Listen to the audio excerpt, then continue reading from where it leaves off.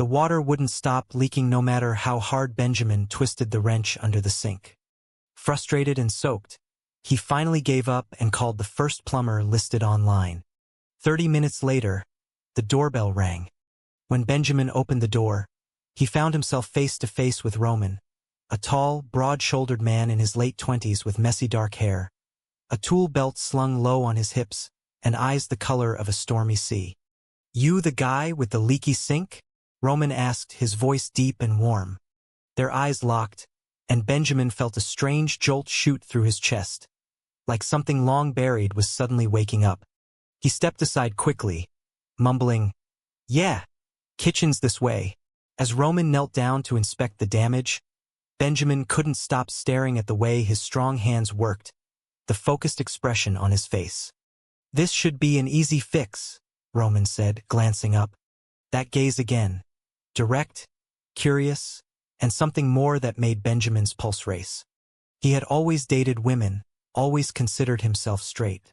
Sarah had been hinting at rings for months, and his parents back in the suburbs kept asking when he would settle down with a nice girl and give them grandkids. So why did this plumber's presence suddenly make the room feel too small? Roman chatted casually about his day while tightening pipes, and Benjamin found himself laughing at a joke, the sound foreign to his own ears. By the time the sink was fixed, Benjamin knew one thing for sure: nothing would ever be the same again. Roman wiped his hands on a rag and stood up, towering just enough to make Benjamin feel oddly aware of his own height. "All done. Should hold for years now." He quoted the price, simple and fair. Benjamin paid in cash, his fingers brushing Roman's as he handed over the bills. The contact lasted a second too long. Roman's eyes flickered with something unreadable. "Thanks, man. Call if anything else pops up." He left with a nod and a smile that lingered in Benjamin's mind long after the truck pulled away from the driveway. That night, Benjamin sat at the kitchen island, staring at the now-silent sink. Sarah had texted earlier about dinner plans, but he hadn't replied. Instead, he replayed the afternoon in his head, the way Roman's laugh had filled the space, the easy confidence in his posture, the way those eyes had seemed to see past the polished marketing executive facade Benjamin wore every day at the downtown firm. He shook his head, poured a glass of wine, and told himself it was nothing. Just exhaustion from a long week. People didn't change their entire identity over a plumber's visit. Yet when he finally crawled into bed beside Sarah, who was already asleep, Benjamin lay awake. The image of Roman's face burned behind his eyelids. The next morning at work, Benjamin found himself distracted during the team meeting.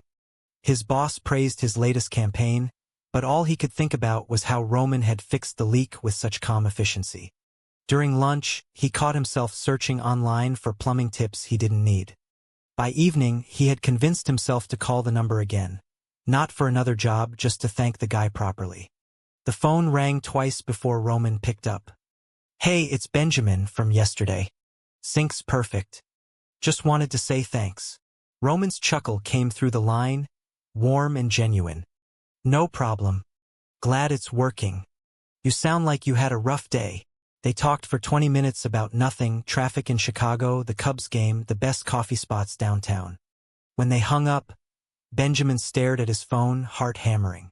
He told Sarah he was tired and went to bed early. But sleep wouldn't come. Over the next few days, Benjamin threw himself into work, taking on extra projects, calling his parents more often, even surprising Sarah with flowers. Anything to drown out the quiet voice in his head that kept whispering Roman's name. Then the dishwasher started making strange noises. He knew it was an excuse, but he dialed the number anyway. Roman answered on the first ring. "Back so soon?" There was no judgment, only that same easy warmth. When Roman arrived the following afternoon, Benjamin's hands trembled slightly as he opened the door. Roman stepped inside, and once again their eyes met. This time, neither looked away for a long moment. "Let's see what we've got," Roman said softly. As he worked, Benjamin hovered nearby, asking questions he already knew the answers to, just to keep the conversation going. Roman didn't seem to mind. He shared a story about growing up in a small town in Wisconsin, coming out at 19, and moving to the city to escape the stairs. Benjamin listened, chest tight, realizing he had never met anyone who spoke so openly about being gay. When the dishwasher was quiet again, Roman packed his tools slowly. You know, if you ever want to grab a beer and talk about whatever's on your mind, I'm around. He handed Benjamin a business card with his personal number scribbled on the back. Benjamin took it, their fingers brushing once more. Yeah, maybe. Roman smiled, and the door closed behind him. Benjamin leaned against it, breathing hard. Sarah would be home in an hour. He crumpled the card in his fist, then smoothed it out and slipped it into his wallet. For the first time in his life, Benjamin Hale felt completely, terrifyingly alive. The weeks that followed blurred into a strange new rhythm. Benjamin found reasons to call Roman: a clogged drain, a loose faucet, even a squeaky cabinet door that didn't really need fixing. Each visit stretched longer than the last. They talked about everything and nothing. Roman's love for hiking in the nearby forest preserves, Benjamin's stressful deadlines at the agency, the way Chicago winters could make anyone feel small. Sarah noticed he seemed distant, but Benjamin brushed it off as work pressure. Deep down, he knew the truth was far more complicated. One Saturday afternoon, Roman showed up without a toolbox, just a six-pack and a grin. Thought we could test that beer offer. Benjamin hesitated only a second before letting him in. They sat on the back patio, the late summer sun warming their shoulders. Roman opened a bottle and passed it over. "You've been calling me a lot lately. Everything okay at home?" Benjamin stared at the label, throat tight. "I don't know anymore. Sarah's great. My parents love her.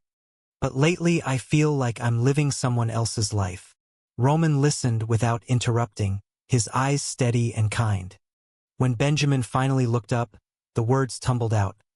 How he had dated girls since high school because that was what everyone expected. How he had pushed down every confusing feeling. How Roman's gaze that first day had cracked something open he couldn't close again. Roman set his bottle down. "I've been there, man. Not the same way, but I get the fear. My family stopped talking to me for 2 years after I came out. It hurt like hell, but pretending hurt worse." They sat in silence for a while, the city humming beyond the fence. When Roman left that evening, he squeezed Benjamin's shoulder. "You don't have to figure it all out tonight, but you don't have to do it alone either." Benjamin watched the truck drive away and felt tears he hadn't cried in years sting his eyes. The next month brought stolen moments. Coffee runs that lasted hours, late-night texts that made Benjamin smile at his phone when Sarah was in the shower. He started canceling plans with her friends, claiming migraines. Guilt gnawed at him, but so did something brighter, sharper: hope. Roman never pushed. He shared stories of his own past. The boyfriend who left when things got serious, the nights he spent wondering if he would ever be enough for someone who understood the weight of hiding. Benjamin drank in every word, feeling seen for the first time. Then came the first real test. Benjamin's parents announced a surprise visit from their quiet Illinois town. They adored Sarah and kept dropping hints about weddings and babies. The night they arrived, Benjamin introduced Roman as a friend who helped with some repairs. His mother smiled politely, but his father's eyes narrowed slightly at the easy way Roman joked with everyone. Later, alone in the kitchen, his dad pulled him aside. "That plumber guy seems nice, but you're spending a lot of time with him. Everything all right with Sarah?" Benjamin lied smoothly, heart pounding. Roman caught his eye across the room and gave a small nod of understanding. That silent support carried Benjamin through the weekend. When his parents finally left, Benjamin met Roman at a quiet bar downtown. "I almost told them," he admitted, voice low. Roman reached across the table and briefly touched his hand. "You will when you're ready. No rush." Their fingers lingered, and for the first time, Benjamin didn't pull away. The simple contact felt like coming home. Yet as he drove back to the house he shared with Sarah, the weight of the double life pressed down harder than ever. He knew choices were coming, painful ones. But for the first time, the idea of choosing himself didn't feel impossible. Autumn arrived with crisp air and shorter days, mirroring the growing tension in Benjamin's chest. He and Roman had fallen into a careful routine of friendship that felt like so much more. They hiked the trails at Starved Rock on weekends, Roman pointing out birds Benjamin never noticed before. They cooked simple dinners at Roman's small apartment when Sarah worked late. Each shared glance, each accidental brush of shoulders, carried electricity Benjamin no longer tried to ignore. Yet he still went home to Sarah every night, still kissed her good morning, still pretended the future she planned included him. The guilt was becoming unbearable. One rainy Thursday, Sarah confronted him. "You've been different for months, Ben. Distant. Like you're somewhere else even when you're right here." Her eyes filled with tears, and Benjamin's stomach twisted. He wanted to tell her everything. The confusion, the awakening, the man who had quietly become the center of his thoughts. Instead, he hugged her and whispered, "Work's killing me." "I'm sorry." She accepted the lie, but the distance between them widened. That night, Benjamin drove to Roman's place unannounced. Roman opened the door in sweatpants and a faded t-shirt, took one look at his face, and pulled him inside without a word. They sat on the couch and Benjamin finally broke. "I can't keep doing this. It's tearing me apart." Roman listened, then spoke softly. "You deserve to live honestly, but only you can decide when." Their foreheads touched, and for a breathless moment, Benjamin thought they might kiss. Instead, Roman just held him until the shaking stopped. The misunderstanding came a week later. Benjamin's best friend from college, Marcus, dropped by the office unannounced. He had seen Benjamin and Roman laughing together at a cafe the previous weekend. "Dude, is there something going on with that plumber? Sarah mentioned you've been weird." Benjamin froze. He denied everything too quickly, and Marcus's eyes narrowed. "You know you can tell me anything, right?" The conversation ended awkwardly, and Benjamin spent the rest of the day sick with fear. That evening, Roman noticed his distraction during their usual call. "What happened?" Benjamin told him. Roman's voice stayed calm. "If he figures it out, we deal with it. Together." The word "together" settled over Benjamin like a warm blanket. Family pressure mounted when his sister called from California. "Mom says you seem stressed. Is it Sarah? You two seemed so perfect last visit." Benjamin mumbled excuses, but the lies were piling up like bricks on his chest. Roman suggested a weekend away, just the two of them, no phones, no expectations. They drove to a cabin in Michigan, the leaves blazing red and gold around them. For 2 days, they hiked, cooked over an open fire, and talked until the stars came out. On the last night, sitting by the lake, Roman turned to him. "Whatever you decide, I'm here. Even if it's just as your friend." Benjamin looked at him, really looked, and felt the last wall inside him crack. "I don't want just friends anymore." The words hung in the cold air, honest and terrifying. Roman smiled, slow and real. "Then we take it one step at a time."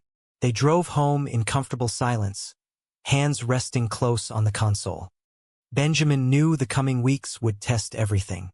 But for the first time, he wasn't facing them alone. Winter brought snow and forced decisions. Benjamin finally ended things with Sarah on a quiet Sunday morning. She cried, but somewhere in her eyes he saw she had suspected for months. "I want you to be happy, Ben. Whatever that looks like." The relief mixed with guilt left him hollow. He moved into a small apartment downtown, boxes stacked everywhere, and called Roman immediately. "It's done." Roman arrived within the hour with takeout and a quiet strength that held Benjamin together while he fell apart. They didn't rush anything physical. Instead, they built something deeper. Late nights talking about childhood dreams. Roman teaching Benjamin how to fix a leaky faucet properly this time. Shared laughter that healed old wounds. Work became complicated when Marcus finally pieced it together and confronted him in the break room. "You're gay? And with the plumber guy?" The word landed like a slap. Benjamin nodded, bracing for rejection. Marcus surprised him by pulling him into a hug. Took you long enough, man. I've got your back. Not everyone was as kind. Whispers started in the office. A senior client pulled out of a major project after overhearing a conversation, muttering something about family values.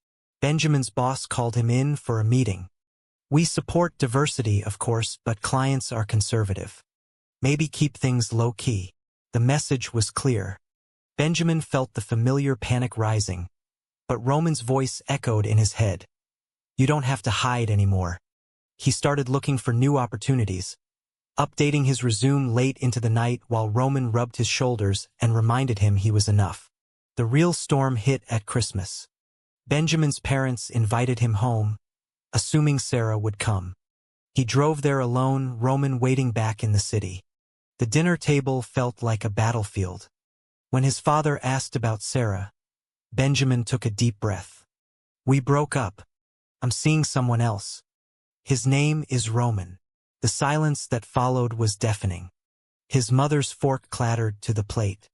His father's face turned red. You're joking. This is some phase, right? The arguments lasted hours. Tears, accusations, old Bible verses pulled out like weapons. Benjamin left before dessert, driving through the snow with tears freezing on his cheeks. Roman met him at the apartment door, no questions asked, just open arms. They spent the holiday quietly, watching movies and promising each other the world would get better. Yet doubt crept in during the long nights. Benjamin wondered if he had destroyed his family for something that might not last. Roman sensed the fear and shared his own story of reconciliation with his parents after years of silence. It takes time. Some people never come around. But you have to live for you. Slowly, Benjamin began to believe him. They took small steps, holding hands in public, posting a simple photo together online, facing the world as a couple. Each act felt like another piece of armor against the old shame. By New Year's Eve, standing on the rooftop watching fireworks explode over the lake, Benjamin turned to Roman and whispered, I'm glad you came to fix that sink.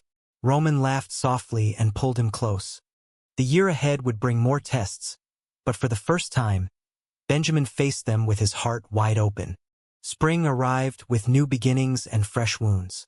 Benjamin landed a job at a smaller, more progressive agency across town. The pay was less, but the freedom to be himself made up for it. He and Roman moved in together gradually, Roman's books mixing with Benjamin's art prints, their lives intertwining like roots. Friends celebrated. Marcus threw them a housewarming party where laughter filled every corner. Yet the betrayal came from an unexpected place. Roman's ex, a guy named Tyler from his early days in the city, resurfaced on social media. He posted old photos with captions hinting at Roman's commitment issues, tagging mutual friends. The comments flooded in, some questioning Benjamin's sudden change, others speculating about his past with Sarah. The online noise spilled into real life when a colleague at the new job forwarded the posts with a raised eyebrow. Benjamin felt exposed, raw. He confronted Roman one evening after work. Why didn't you tell me about him? Roman's face fell. Because it was over years ago. I didn't want my past to scare you off. The argument escalated. Misunderstandings, raised voices, old insecurities rising like ghosts. Benjamin stormed out, driving aimlessly through the city until he pulled over by the lake, tears blurring the skyline. He thought about going back to the safety of his old life, the one where no one questioned him. But the memory of Roman's eyes that first day stopped him. He drove home at midnight and found Roman waiting on the steps, eyes red. They talked until dawn, laying every fear on the table. I'm sorry I hid it, Roman said. I was scared you'd see me as damaged. Benjamin took his hand. We both hid things. No more. The reconciliation felt deeper than before, forged in honesty. Family wounds festered too. Benjamin's sister reached out, torn between parents and brother. Dad won't even say your name. Mom cries every night. The guilt nearly broke him. Roman suggested therapy not just for Benjamin but for them as a couple. Sessions peeled back layers. Benjamin's childhood pressure to be the perfect son, Roman's fear of abandonment after his own coming-out scars. Progress was slow, painful, but real. They started small traditions, Sunday brunches with Marcus, weekend drives to Roman's favorite hiking spots. Each normal moment chipped away at the isolation. Then came the sacrifice. Benjamin's dream project at the new agency required travel to New York for 6 weeks. Roman's plumbing business was booming in Chicago. Leaving wasn't feasible. They argued about long distance, about whether the separation would break what they had built. In the end, Benjamin turned down the opportunity. "I've sacrificed enough of my life for other people's expectations. I'm choosing us." Roman's gratitude shone in his eyes. They celebrated with a quiet dinner, promising to build something even stronger. Yet the decision cost Benjamin a promotion and whispers at work. He faced them with Roman by his side, learning that love sometimes meant giving up the spotlight to keep the light that mattered most. Summer brought heat waves and hard-won peace. Benjamin and Roman had weathered the storms. Family silence slowly thawing with tentative texts from his mother, work stabilizing into a role that valued his creativity more than his personal life, and their relationship blooming into something steady and deep. They adopted a rescue dog named Max, took weekend trips to the Dells, and hosted barbecues where friends mixed easily. Benjamin finally felt whole, no longer performing a version of himself for the world. Roman's steady presence had become home. One warm evening on their balcony, Roman turned to him with a small box. "Not a ring, not yet, but a key to my heart, officially." Inside was a simple silver chain with a tiny wrench charm. Benjamin laughed through tears and slipped it on. "You fixed more than my sink that day." They stood together watching the city lights, the future stretching out like the lake beyond. Benjamin's parents had started therapy too. Slow conversations replaced accusations. His sister visited with her kids, and for the first time, Roman sat at the family table without tension. Life wasn't perfect. Prejudice still lingered in quiet comments. Internal doubts occasionally surfaced, but they faced it together, stronger for every scar.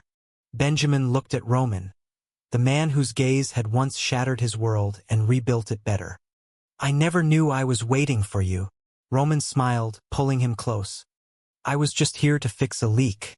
Turns out I found my missing piece instead." Their story wasn't over, but it was theirs. Honest, messy, and full of light. Was Benjamin's awakening truly love, or just the fear of loneliness finally breaking through? True or false?